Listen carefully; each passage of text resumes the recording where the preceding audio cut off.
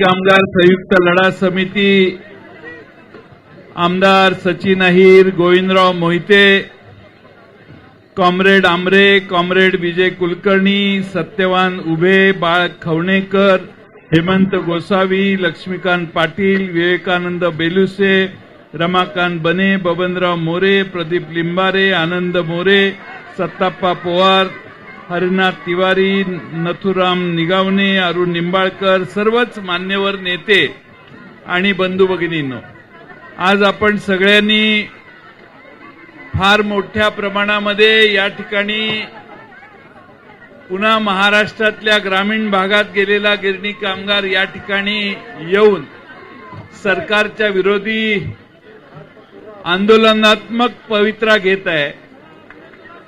मी इथे येण्याच्या आधी महाराष्ट्राच्या विधानसभेमध्ये हा मुद्दा मांडलेला आहे। सरकारने आता काही उत्तर दिलेलं नाही, पण महाराष्ट्रातल्या जे शहरात राहत होते मुंबईत, ज्यांना बघून मुंबई मराठी माणसाची असं आजपर्यंत वाटत होतं, त्या सर्वांना विस्थापित व्हावं लागलं। त्या सर्वांना मुंबई बेटावर, मुंबईतच किमान उपनगरात पण मुंबईतच घर दिलं पाहिजे, ही आपली मागणी आहे। सरकारने काढलंय काय, तर मुंबईपासून अतिशय दूर असणाऱ्या 2 ठिकाणी तुम्ही जागा घ्या। मी समजू शकतो सरकार मानवधर्म पाळून चर्चा करू शकतं, पण सरकारने असं सांगितलेलं आहे की जर येत्या काही दिवसात तुम्ही त्याला होकार दिला नाही तर तुम्हाला घरं नको आहेत असं समजून तुमचं नाव त्या यादीतनं कमी करू। हा तर सगळ्यात मोठा अन्याय आहे। आम्हाला तुम्ही आमच्या राहत्या घरातनं बाहेर काढलं आणि आता घर देत असताना तुम्ही उपकाराची भाषा करता, आणि म्हणून महाराष्ट्र सरकारला याचा जाब आम्ही विधानसभेत विचारू।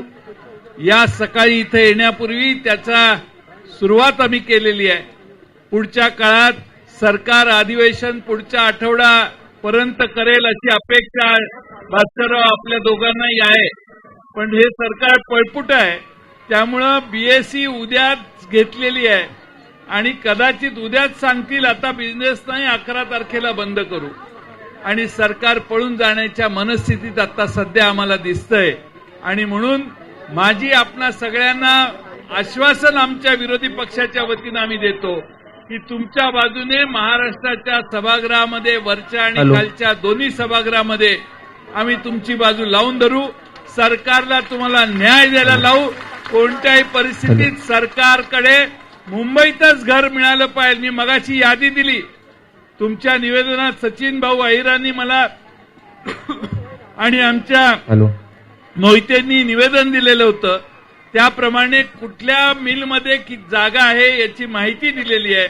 त्या मिलमधल्या एखाद्या दुसऱ्या मिलमध्ये आपल्याला किंवा 4-5 मिलमधले थोडे थोडे तुकडे बाजूला केले तरी आपल्याला घर देण्याची व्यवस्था महाराष्ट्रात सरकार मुंबई शहरातच करू शकते।